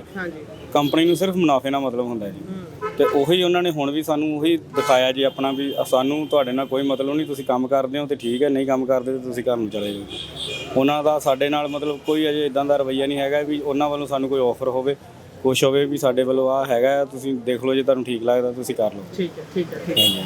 ਸੋ ਇਹ ਸਾਰੀ ਗੱਲਬਾਤ ਸੀ, ਅੰਤ 'ਚ ਤੁਸੀਂ ਕੋਈ ਜੋੜਨਾ ਚਾਹੁੰਦੇ ਹੋ, ਕੋਈ ਤੁਹਾਨੂੰ ਲੱਗਦਾ ਕੋਈ ਗੱਲ ਰਹਿ ਗਈ ਹੋਵੇ? ਅਸੀਂ ਇਹ ਚਾਹੁੰਦੇ ਹਾਂ ਵੀ ਅੱਜ ਦੇ ਮਹਿੰਗਾਈ ਦੇ ਟਾਈਮ ਦੇ ਵਿੱਚ ਨਾ ਇੰਨੀ ਘੱਟ ਸੈਲਰੀ ਨਾਲ ਕਿਸੇ ਦਾ ਗੁਜ਼ਾਰਾ ਨਹੀਂ ਹੈਗਾ। ਅਸੀਂ ਇਹ ਚਾਹੁੰਦੇ ਹਾਂ ਵੀ ਘੱਟੋ ਘੱਟ ਤਨਖਾਹ ਉਨੀ ਹੋਵੇ ਜਿਹਦੇ ਨਾਲ ਅਸੀਂ ਆਪਣੇ ਪਰਿਵਾਰ, ਆਪਣੀਆਂ ਤੇ ਸਾਰੀਆਂ ਜ਼ਰੂਰਤਾਂ ਘਰ ਦੀਆਂ ਪੂਰੀਆਂ ਕਰ ਸਕੀਏ। ਘੱਟ ਤੋਂ ਘੱਟ ਉਨੀ ਤਨਖਾਹ ਹੋਵੇ ਸਾਡੀ ਜ਼ਰੂਰ। ਅਸੀਂ ਇਹ ਮੰਗ ਰੱਖਣਾ ਚਾਹੁੰਦੇ ਹਾਂ ਵੀ ਕੰਪਨੀ ਇਸ ਚੀਜ਼ ਤੇ ਗੌਰ ਕਰੇ। ਚਲੋ ਹੁਣ ਤੇ ਅਸੀਂ ਇਹ ਚਾਹੁੰਦੇ ਹਾਂ ਵੀ ਸਰਕਾਰ ਸਾਨੂੰ ਆਪਣੇ ਅੰਡਰ ਲਵੇ। ਕੰਪਨੀ ਦੇ ਅੰਡਰ ਕੋਈ ਵੀ EMPLOYE ਕੰਮ ਨਹੀਂ ਕਰਨਾ ਚਾਹੁੰਦਾ, ਤੁਹਾਨੂੰ ਵੀ ਪਤਾ ਕੰਪਨੀ ਦਾ ਕੰਮ ਹੀ ਸ਼ੋਸ਼ਣ ਕਰਨਾ ਹੁੰਦਾ ਜੀ। ਹੁਣ ਅਸੀਂ ਇਹ ਚਾਹੁੰਦੇ ਹਾਂ ਵੀ ਬਾਕੀ ਡਿਪਾਰਟਮੈਂਟਸ ਦੀ ਤਰ੍ਹਾਂ ਸਰਕਾਰ ਸੇਵਾ ਕੇਂਦਰ ਨੂੰ ਵੀ ਆਪਣੇ ਅੰਡਰ ਲਵੇ ਤੇ ਅਸੀਂ ਸਰਕਾਰ ਦੇ ਅੰਡਰ ਰਹਿ ਕੇ ਆਪਣੀਆਂ ਸੇਵਾਵਾਂ ਦਈਏ। ਜਿਹੜਾ ਇਹ ਵੀ ਸਰਕਾਰ ਕਹਿ ਰਹੀ ਹੈ, ਮਾਫ ਕਰਨਾ ਦੁਬਾਰਾ ਤੋਂ ਇੱਕ ਸਵਾਲ ਯਾਦ ਆ ਗਿਆ, ਜਿਹੜਾ ਮੁੱਖ ਮੰਤਰੀ ਸਾਹਿਬ ਕਹਿੰਦੇ ਨੇ ਵੀ ਭਾਈ ਠੇਕਾ ਮੁਲਾਜ਼ਮ ਜਿਹੜੇ ਨੇ ਅਸੀਂ ਅੰਡਰ ਲੈ ਰਹੇ ਹਾਂ, ਕੰਟਰੈਕਟ ਆਪਣੇ ਤੇ ਲਵਾਂਗੇ, ਫਿਰ ਉਹਨਾਂ ਨੂੰ ਸਰਕਾਰ ਦਾ ਹਿੱਸਾ ਹੀ ਬਣਾ ਲਾਂਗੇ, ਉਹ ਮੁਲਾਜ਼ਮ ਬਣ ਜਾਣਗੇ ਸਾਡੇ। ਪਰ ਉਹਦੇ ਤੋਂ ਪਹਿਲੀ ਜਿਹੜੀ ਸ਼ਰਤ ਹੈ ਵੀ ਜੇਕਰ ਕੋਈ ਬਹੁਤ ਖਤਰਨਾਕ ਕੰਮ ਕਰ ਰਿਹਾ ਹੈ, ਜਿਵੇਂ ਸੀਵਰ ਵਰਕਰ 3 ਸਾਲ ਘੱਟੋ ਘੱਟ ਆਪਣਾ ਸ਼ੋਸ਼ਣ ਕਰਾ ਚੁੱਕੇ ਹੋਣ, ਤੁਸੀਂ ਜੇ ਕਰਨਾ ਹੈ ਤਾਂ ਤੁਸੀਂ 5 ਸਾਲ ਤੱਕ ਐਦਾਂ ਕੰਪਨੀਆਂ ਤੋਂ ਆਪਣਾ ਸ਼ੋਸ਼ਣ ਕਰਾ ਲਿਆ ਹੋਵੇ, ਤੁਹਾਨੂੰ ਕਿੰਨਾ ਕੁ ਜਾਇਜ਼ ਲੱਗਦਾ ਹੈ ਇਹ? ਮੈਂ ਤੁਹਾਨੂੰ ਦੱਸਦਾ ਜੀ ਇਹਦੇ ਬਾਰੇ ਇੱਕ ਕਲੈਰਿਟੀ ਕਿ ਸਾਡੀ ਕੰਪਨੀ ਜਿੱਦਾਂ ਅਸੀਂ ਸ਼ਰਤਾਂ ਰੱਖੀਆਂ ਸੀ ਪਹਿਲੇ ਦਿਨ, ਜਿਹੜਾ ਮੰਗ ਪੱਤਰ ਦਿੱਤਾ ਸੀ ਤਨਖਾਹਾਂ ਤੇ ਜੋਬ ਸੇਫਟੀ ਦੇ ਰਿਗਾਰਡਿੰਗ ਦਿੱਤਾ ਸੀਗਾ ਜੀ। ਜੋਬ ਸੇਫਟੀ ਦਾ ਮਤਲਬ ਇਹ ਹੈ ਕਿ ਸਾਡਾ ਕੰਟਰੈਕਟ ਕੰਪਨੀ ਸਿਰਫ ਰੀਨਿਊ ਕਰਦੀ ਹੈ ਜੀ 6 ਮਹੀਨੇ ਦੇ। ਠੀਕ ਹੈ। 6 ਮਹੀਨੇ ਬਾਅਦ ਫਿਰ ਕੰਪਨੀ ਨੇ ਉਹਨੂੰ ਐਕਸਟੈਂਡ ਕਰਨਾ ਹੁੰਦਾ। ਇਸ ਕਰਕੇ ਜਿਹੜੇ ਗੱਲਾਂ ਜਿੱਦਾਂ ਕਹੀਆਂ ਗਈਆਂ ਸਰਕਾਰ ਦੁਆਰਾ ਕਿ ਕਿਸੇ ਨੂੰ 3 ਸਾਲ ਦਾ ਦਿੱਤਾ ਟਾਈਮ ਪੀਰੀਅਡ, ਕਿਸੇ ਨੂੰ 5 ਸਾਲ ਦਾ ਦਿੱਤਾ, ਉਹ ਇੱਥੇ ਲਾਗੂ ਨਹੀਂ ਹੋ ਸਕਦਾ। ਉਹ ਸਾਬਤ ਹੀ ਨਹੀਂ ਕਰ ਪਾਓਗੇ। ਅਸੀਂ ਕੋਈ ਵੀ EMPLOYE ਜਿਹੜਾ ਸੇਵਾ ਕੇਂਦਰ ਦਾ, ਚਾਹੇ ਉਹ ਮੈਂ ਜਿੱਦਾਂ ਦੱਸਿਆ ਵੀ ਮੈਂ 2017 ਤੋਂ ਆ ਜਾਂ ਕੋਈ ਬੰਦੇ ਰੈਗੂਲਰ ਹੀ ਉਦੋਂ ਦੇ ਚੱਲ ਰਹੇ ਆ, ਪਰ ਤੁਸੀਂ ਕਾਗਜ਼ਾਂ 'ਚ 2017 ਤੋਂ ਨਹੀਂ ਹੋ, ਤੁਸੀਂ ਸਿਰਫ ਪਿਛਲੇ 6 ਮਹੀਨਿਆਂ ਤੋਂ। ਉਹ 6 ਮਹੀਨਿਆਂ ਤੋਂ ਬਾਅਦ ਅਸੀਂ ਫਿਰ ਨਵੇਂ ਕੰਟਰੈਕਟ 'ਚ ਆ, 6 ਮਹੀਨਿਆਂ ਬਾਅਦ ਅਸੀਂ ਫਿਰ ਨਵੇਂ ਕੰਟਰੈਕਟ 'ਚ ਆ। ਇਸ ਕਰਕੇ ਉਹ ਸ਼ਰਤਾਂ ਇੱਥੇ ਲਾਗੂ ਨਹੀਂ ਹੋ ਸਕਦੀਆਂ। ਸੇਵਾ ਕੇਂਦਰ ਦੇ ਲਈ ਸਰਕਾਰ ਨੂੰ ਅਲੱਗ ਤੋਂ ਸ਼ਰਤਾਂ ਰੱਖਣੀਆਂ ਪੈਣਗੀਆਂ ਜੀ, ਉਸ ਹਿਸਾਬ ਨਾਲ ਇਹ ਕੰਮ ਚੱਲ ਸਕਦਾ। ਦੂਜੀ ਗੱਲ, ਪ੍ਰਾਈਵੇਟ ਕੰਪਨੀਆਂ ਦੇ ਵਿੱਚ ਵੀ ਇੱਕ ਇਹ ਨਿਯਮ ਹੁੰਦਾ ਹੈ ਜੀ, 1 ਸਾਲ ਦੇ ਬਾਅਦ ਤੁਹਾਨੂੰ ਅਪਰੇਜ਼ਲ ਮਿਲਦਾ ਹੈ। ਹੁਣ ਜਦ ਤੁਸੀਂ 6 ਮਹੀਨੇ ਦੇ ਅੰਦਰ ਹੀ ਕੰਮ ਕਰ ਰਹੇ ਹੋ ਤੇ ਤੁਹਾਨੂੰ ਉਹ ਅਪਰੇਜ਼ਲ ਦੀ ਵੀ ਤੁਹਾਨੂੰ ਕੋਈ ਉਹਦਾ ਅਪਰੇਜ਼ਲ ਨਹੀਂ ਮਿਲ ਸਕਦਾ। ਇਸ ਕਰਕੇ ਇਹ ਵੀ ਸ਼ਤਰੰਜ ਖੇਡ ਰਹੇ ਆ ਕਿ 6 ਮਹੀਨੇ ਦਾ ਸਿਰਫ ਕੰਟਰੈਕਟ ਕਰਵਾਓ, ਉਸ ਤੋਂ ਬਾਅਦ ਬੰਦਾ ਜਦੋਂ ਸਾਡਾ ਰੀਨਿਊ ਨਹੀਂ ਹੁੰਦਾ ਕੰਟਰੈਕਟ ਸਾਡਾ, ਉਹ ਸਾਡਾ ਨਵੇਂ ਸਿਰੇ ਤੋਂ ਕੰਟਰੈਕਟ ਸਾਈਨ ਹੁੰਦਾ ਆ, ਫਿਰ ਉਹ ਸਾਡਾ ਇੱਧਰ ਪ੍ਰਾਈਵੇਟ 'ਚ ਵੀ ਨਹੀਂ ਆ ਰਿਹਾ ਵੀ ਸਾਨੂੰ ਕੋਈ ਅਪਰੇਜ਼ਲ ਲੱਗ ਜਾਵੇ। ਬਿਲਕੁਲ, ਉਹ ਕਹਿਣ ਦਾ ਭਾਵ ਕਿ ਪਹਿਲਾਂ ਤੋਂ ਹੀ ਉਹ ਹੱਥ ਵੱਢ ਕੇ ਚੱਲ ਰਹੇ ਨੇ ਤੁਹਾਡੇ, ਵੀ ਤੁਸੀਂ ਨਾ ਤਾਂ ਕੋਈ ਡਿਮਾਂਡ ਰੱਖ ਸਕੋ, ਤੇ ਜੇਕਰ ਤੁਸੀਂ ਰੱਖਦੇ ਵੀ ਹੋ ਤਾਂ ਉਹਨਾਂ ਕੋਲ ਤਕਨੀਕੀ ਪਹਿਲੂ ਹੈਗੇ ਨੇ ਵੀ ਭਾਈ ਤੁਸੀਂ ਤਾਂ ਪਿਛਲੇ 6 ਮਹੀਨਿਆਂ ਤੋਂ ਲੱਗੇ ਹੋਏ ਹੋ, ਤੁਹਾਨੂੰ ਕੀ ਦਈਏ। ਭੈਣੇ, ਹੋਰ ਅੰਦਰ ਕਿਹੋ ਜਿਹਾ ਸ਼ੋਸ਼ਣ ਦਾ ਸਾਹਮਣਾ ਕਰਨਾ ਪੈਂਦਾ ਜਾਂ ਸਾਰਾ ਕੁਝ ਸਮੂਥਲੀ ਚੱਲਦਾ ਹੈ? ਖਾਸ ਤੌਰ ਤੇ ਮੈਂ ਲੜਕੀਆਂ ਦੇ ਸੰਦਰਭ ਤੋਂ ਇਸ ਨੂੰ ਸਮਝਣਾ ਚਾਹੁੰਦਾ। ਸਰ ਲੜਕੀਆਂ ਸੰਦਰਭ 'ਚ ਮੈਂ ਬਸ ਇਹੀ ਕਹਿਣਾ ਚਾਹੁੰਦੀ ਕਿ ਲੜਕੀਆਂ ਦੀ ਟਰਾਂਸਫਰ ਜਿਹੜੀ ਆ ਉਹ ਆਪਣੇ ਬਿਹਾਫ ਤੇ ਉਹ ਦੂਰ ਤੋਂ ਦੂਰ ਕਰਦੇ ਨੇ ਜਿੱਥੇ ਕੋਈ ਟਰਾਂਸਪੋਰਟ ਨਹੀਂ ਹੁੰਦੀ ਜਾਂ ਉਹਨਾਂ ਨੂੰ ਜਾਣ ਦਾ ਕੋਈ ਸਾਧਨ ਨਹੀਂ ਹੁੰਦਾ, ਕਿਉਂਕਿ ਮੈਨੂੰ ਨਹੀਂ ਪਤਾ ਕਿ ਸਾਰਿਆਂ ਦਾ ਬੈਕਗ੍ਰਾਉਂਡ ਜਾਂ ਪਿੱਛੋਂ ਇੰਨੇ ਤਗੜੇ ਹਨ ਕਿ ਉਹ ਜਿੱਦਾਂ ਕਿ ਵਹੀਕਲ ਪ੍ਰੋਵਾਈਡ ਕਰ ਸਕਣ ਆਪਣੇ ਆਪ ਨੂੰ, ਹੈ ਨਾ ਸਰ। ਇਹ ਚੀਜ਼ ਹੈ ਕਿ ਉਹ ਨਾ ਵਿਚਾਰੇ ਚਲਾ ਸਕਦੀਆਂ ਨੇ, ਕਈ ਨਾ ਉਹਨਾਂ ਦੇ ਪੇਰੈਂਟਸ ਡੇਲੀ ਉਹਨਾਂ ਨੂੰ ਛੱਡਣ ਜਾ ਸਕਦੇ ਨੇ, ਫਿਰ ਜੌਬ ਕਰਨ ਤਾਂ ਕਰਨ, ਫਿਰ ਲਾਸਟ ਕਿਹਾ ਜਾਂਦਾ ਕਿ ਅਗਰ ਤੁਸੀਂ ਨਹੀਂ ਜਾ ਸਕਦੇ ਤਾਂ ਛੱਡ ਦਿਓ ਜੌਬ, ਤੁਹਾਨੂੰ ਕੋਈ ਜ਼ਰੂਰਤ ਨਹੀਂ ਕਰਨ ਦੀ। ਪਰ ਸਰ ਜੇ ਅਗਰ ਕੋਈ ਲੱਗਿਆ ਆ ਆਪਣੀ ਮਜਬੂਰੀ ਕਰਕੇ ਹੀ ਲੱਗਿਆ, ਅਗਰ ਤੁਸੀਂ ਜਦ ਬੋਲੇ 10 ਸਾਲ ਤੋਂ ਸਰ ਇਹ ਸਾਰੇ ਜਣੇ ਇਸੀ ਉਮੀਦ ਵਿੱਚ ਲੱਗੇ ਪਏ ਕਿ ਅੱਜ ਨਹੀਂ ਤਾਂ ਕੱਲ ਨਹੀਂ ਤਾਂ ਪਰਸੋਂ ਜੇ ਕੋਈ ਸਰਕਾਰ ਐਸੀ ਆਊਗੀ ਜਿਹੜੀ ਸਾਨੂੰ ਸੁਣੂਗੀ, ਸਾਡੀ ਆਵਾਜ਼ ਸਾਡੇ ਲਈ ਆਵਾਜ਼ ਉਠਾਊਗੀ। ਪਰ ਸਰ ਮਾਨ ਸਰਕਾਰ ਨੇ ਜਦੋਂ ਇਹਨਾਂ ਨੇ ਆਪਣੇ ਸਰਕਾਰ ਜਿਹਦਾ ਹੋਂਦ ਵਿੱਚ ਆਈ ਹੈ, ਇਹਨਾਂ ਨੇ ਕਿਹਾ ਕਿ ਅਸੀਂ ਇਹਨਾਂ ਨੂੰ ਪੱਕੇ ਕਰੂੰਗੇ ਜਿੱਦਾਂ ਵੀ ਠੇਕਾ ਮੁਲਾਜ਼ਮਾਂ ਨੂੰ। ਸਰ ਜਦੋਂ ਹੁਣ 51 ਸਰਵਿਸਿਜ਼ ਦਾ ਨਾਮ ਲਿਆ, ਇਹਦੇ ਵਿੱਚ ਵੀ ਸਰ ਉਹਨਾਂ ਨੇ ਸੇਵਾ ਕੇਂਦਰ ਦਾ ਇੱਕ ਵਾਰ ਜ਼ਿਕਰ ਨਹੀਂ ਕੀਤਾ, ਜਦੋਂ ਕਿ ਸਾਰੀਆਂ ਉਹਨਾਂ ਦੁਆਰਾ ਲਾਂਚ ਕੀਤੀਆਂ ਸੇਵਾਵਾਂ ਹੈ ਕਿ ਸੇਵਾ ਕੇਂਦਰ ਵਿੱਚ ਹੀ ਕੀਤੀਆਂ ਜਾ ਰਹੀਆਂ ਨੇ ਤਕਰੀਬਨ ਸਾਰੀਆਂ। ਤੁਸੀਂ ਇੱਕ ਵਾਰੀ ਤਾਂ ਤੁਹਾਨੂੰ ਲੋਟਰੀਆਂ ਵੇਚਣ ਸ਼ਾਇਦ ਲਾ ਦਿੱਤਾ ਗਿਆ ਸੀ, ਇਹ ਵੀ ਦੱਸ ਰਹੇ ਸੀ ਸਰ, ਉਹ ਵੀ ਸੀਗਾ ਟਾਰਗੇਟ ਸਰ ਨੂੰ ਇੱਕ ਵਾਰ। ਹਾਂਜੀ ਉਹ ਦੱਸ ਦਿਓ ਮਾੜਾ ਜਿਹਾ। ਤੇ ਇੱਕ ਕੰਪਨੀ ਦੀ ਪ੍ਰੋਬਲਮ ਇਹ ਵੀ ਕੰਪਨੀ ਹਰ ਇੱਕ ਮੁਲਾਜ਼ਮ ਦਾ ਬੋਨਸ ਫੰਡ ਕੱਟਦੀ ਹੈ ਤੇ 2 ਸਾਲ ਹੋ ਗਏ ਬੋਨਸ ਨਹੀਂ ਦਿੱਤਾ ਗਿਆ ਤੇ ਹੁਣ ਥੋੜਾ ਕਰਕੇ ਕਿਸੇ ਨੂੰ 500 700 ਕਰਕੇ ਬੋਨਸ ਦਿੱਤਾ ਗਿਆ, ਜਦ ਕਿ 10,000 ਦੇ ਕਰੀਬ ਹਰ ਮੁਲਾਜ਼ਮ ਦਾ ਬੋਨਸ ਕੱਟਿਆ ਗਿਆ ਸੀਗਾ। ਅੱਛਾ ਜੀ, ਠੀਕ ਹੈ। ਜਿਹੜੀ ਸੈਲਰੀ ਹੈ ਉਹ ਤਾਂ ਇੰਕਰੀਜ਼ ਨਹੀਂ ਕਰਨੀ, ਕਿਉਂਕਿ 10 ਸਾਲ ਦੇ ਮੁਲਾਜ਼ਮਾਂ ਦੀ ਸੈਲਰੀ ਵੀ ਹਲੇ ਤੱਕ 10,000 ਦੇ ਕਰੀਬ ਹੀ ਹੈ। 10 ਸਾਲ ਵਾਲੇ ਕਹਿੰਦੇ 10 ਸਾਲ ਤੋਂ ਹੈ ਹੀ ਨਹੀਂ, ਉਹ ਤਾਂ 6 ਮਹੀਨਿਆਂ ਤੋਂ। 10 ਸਾਲ ਤੋਂ ਮੈਂ 10 ਸਾਲ ਨਹੀਂ ਕਹਿਣ ਦਾ ਭਾਵ ਵੀ ਤਕਨੀਕੀ ਤੌਰ ਤੇ ਉਹਨਾਂ ਨੇ ਹੱਥ ਵੱਢ ਲਏ। ਅਸੀਂ ਕੰਪਨੀ ਦੇ ਜਿਹੜਾ ਕਲਸਟਰ ਹੈਡ ਉਹਨੂੰ ਪੁੱਛਿਆ ਸੀਗਾ ਵੀ ਜਿਹੜਾ ਸਾਡਾ ਕਾਰਜਕਾਲ ਹੈ, ਅਸੀਂ ਜਦੋਂ ਮੰਗ ਕਰਦੇ ਹਾਂ ਸਰਕਾਰ ਤੋਂ ਤੇ ਤੁਸੀਂ ਸਾਨੂੰ ਰੋਕਦੇ ਕਿਉਂ? ਕਹਿੰਦੇ ਵੀ ਤੁਸੀਂ ਸਰਕਾਰੀ ਮੁਲਾਜ਼ਮ ਨਹੀਂ ਹੋ, ਤੁਸੀਂ ਟੋਟਲ ਪ੍ਰਾਈਵੇਟ ਹੋ। ਤੇ ਫਿਰ ਉਹਨਾਂ ਨਾਲ ਅਸੀਂ ਗੱਲ ਹੋਈ ਵੀ ਸਾਡੀ ਜਿਹੜੀ ਸੈਲਰੀ ਉਹ ਕਿਉਂ ਨਹੀਂ ਵੱਧਦੀ? ਕਹਿੰਦੇ ਜਿਹੜੀ ਤੁਹਾਨੂੰ ਸੈਲਰੀ ਹੈ ਉਹ ਡੀਸੀ ਰੇਟ ਤੇ ਮਿਲਦੀ ਹੈ। ਫਿਰ ਮੈਂ ਉਹਨਾਂ ਨੂੰ ਸਵਾਲ ਪੁੱਛਿਆ, ਡੀਸੀ ਰੇਟ ਥੋੜੀ ਹੈ। ਤੇ ਫਿਰ ਮੈਂ ਉਹਨਾਂ ਨੂੰ ਸਵਾਲ ਪੁੱਛਿਆ, ਮੈਂ ਕਿਹਾ ਸਾਰੇ ਇੱਕ ਗੱਲ ਦਾ ਜਵਾਬ ਦਿਓ, ਜਿਹੜੀ ਕੰਪਨੀ ਹੈ ਪ੍ਰਾਈਵੇਟ ਹੈ, ਟੋਟਲ ਪ੍ਰਾਈਵੇਟ ਹੈ? ਕਹਿੰਦੇ ਬਿਲਕੁਲ। ਤੇ ਫਿਰ ਮੈਂ ਕਿਹਾ ਜਿਹੜੀ ਸੈਲਰੀ ਹੈ ਉਹ ਡੀਸੀ ਰੇਟ ਤੇ ਕਿਹੜੇ ਹਿਸਾਬ ਨਾਲ? ਜੇਕਰ ਅਸੀਂ ਕਿਸੇ ਪ੍ਰਾਈਵੇਟ ਕੰਪਨੀ ਦੇ ਅੰਡਰ ਕੰਮ ਕਰਦੇ ਹਾਂ ਤਾਂ ਹਰ ਸਾਲ ਉਹਦਾ ਨਿੱਕਰ ਹੋ ਜਾਂਦਾ 500 1000 ਰੁਪਏ ਜਾਂ 2000 ਰੁਪਏ ਵੱਧਦਾ। ਤੇ ਫਿਰ ਕਹਿੰਦੇ ਇਹਦੇ ਬਾਰੇ ਅਸੀਂ ਤੁਹਾਨੂੰ ਕੋਈ ਚਾਨਣਾ ਨਹੀਂ ਪਾ ਸਕਦੇ। ਸੈਲਰੀ ਦੀ ਗੱਲ ਹੋ ਗਈ ਤੇ ਬੋਨਸ ਦੀ ਗੱਲ ਹੋ ਗਈ। ਹੁਣ ਗੱਲ ਕਰਦੇ ਆਪਾਂ ਸਰਕਾਰ ਦੀ। ਦੇਖੋ ਸਰਕਾਰ ਕੀ ਕਰਦੀ ਹੈ, ਜਦੋਂ ਮਸ਼ਹੂਰੀ ਕਰਨੀ ਹੁੰਦੀ ਹੈ ਇਸੇ ਮੁਲਾਜ਼ਮ ਨੂੰ ਕਦੇ ਆਧਾਰ ਕੈਂਪ ਤੇ ਭੇਜ ਦਿੰਦੇ ਆ, ਕਦੇ ਮੈਡੀਕਲ ਕੈਂਪ ਤੇ ਭੇਜ ਦਿੰਦੇ ਆ। ਘਰੇ ਮਤਲਬ ਕਿ ਹੁਣ D2D ਦੀ ਸਰਵਿਸ ਚੱਲੀ ਸੀਗੀ ਵੀ ਸਾਡਾ ਜਿਹੜਾ ਸਰਕਾਰੀ ਮੁਲਾਜ਼ਮ ਤੁਹਾਡੇ ਘਰ ਆ ਕੇ ਕੰਮ ਕਰੇਗਾ, ਘਰੇ ਆ ਕੇ ਫਾਰਮ ਭਰੇਗਾ, ਤੁਹਾਨੂੰ ਟਾਈਮ ਵੀ ਤੁਸੀਂ ਸਰਕਾਰੀ ਮੁਲਾਜ਼ਮ ਨੂੰ ਆਪਣਾ ਹੀ ਦਿਓਗੇ। ਤੇ ਤੁਸੀਂ ਬੰਦੇ ਨੂੰ ਸਰਕਾਰੀ ਮੁਲਾਜ਼ਮ ਕਹਿੰਦੇ ਪਿਓ ਤੇ ਤੁਸੀਂ ਕੰਪਨੀ ਅੰਡਰ ਕਿਉਂ ਰੱਖਿਆ ਉਸਨੂੰ? ਤੇ ਉਸਨੂੰ ਸਰਕਾਰੀ ਕੀਤਾ ਜਾਵੇ ਨਾ। ਤੇ ਮੇਨ ਡਿਮਾਂਡ ਇਹੀ ਹੈ ਜੀ, ਜਿਸ ਹਿਸਾਬ ਨਾਲ ਸਾਡਾ ਵਰਕ ਪ੍ਰੈਸ਼ਰ ਹੁੰਦਾ, ਸਰਕਾਰ ਸਾਡੇ ਕੋਲ ਕੰਮ ਲੈਂਦੀ, ਅਸੀਂ ਕਦੇ ਹਾਰੇ ਨਹੀਂ ਗਏ। ਸਵੇਰ 9 ਵਜੇ ਤੋਂ ਲੈ ਕੇ 5 ਵਜੇ ਤੱਕ ਤੇ ਭਾਵੇਂ 5:30 ਵੀ ਹੋ ਜਾਣਾ, ਅਸੀਂ ਆਪਣਾ ਕੰਮ ਪੂਰਾ ਖਤਮ ਕਰਕੇ ਜਾਈਦਾ। ਸਾਡੀ ਡਿਮਾਂਡ ਇਹੀ ਹੈ ਜੀ, ਸਾਨੂੰ ਰੈਗੂਲਰ ਕੀਤਾ ਜਾਵੇ, ਸਾਨੂੰ ਕਿਸੇ ਪ੍ਰਾਈਵੇਟ ਕੰਪਨੀ ਅੰਡਰ ਨਹੀਂ ਚਾਹੀਦੀ। ਠੀਕ ਹੈ ਜੀ। ਸੋ ਇਹ ਹਾਲਾਤ ਨੇ ਧਰਾਤਲ ਦੇ ਉੱਪਰ। ਸਰਕਾਰ ਕੁਝ ਵੀ ਕਹੀ ਜਾਵੇ, ਅਸੀਂ 65,200 ਤੋਂ ਵੱਧ ਨੌਕਰੀਆਂ ਦੇ ਚੁੱਕੇ ਹਾਂ। ਅਸੀਂ ਪੰਜਾਬ ਦੇ ਵਿੱਚ ਸਿਹਤ ਸਿੱਖਿਆ ਵੱਖ-ਵੱਖ ਤਰ੍ਹਾਂ ਦੀ ਕ੍ਰਾਂਤੀ ਲਿਆ ਦਿੱਤੀ ਹੈ।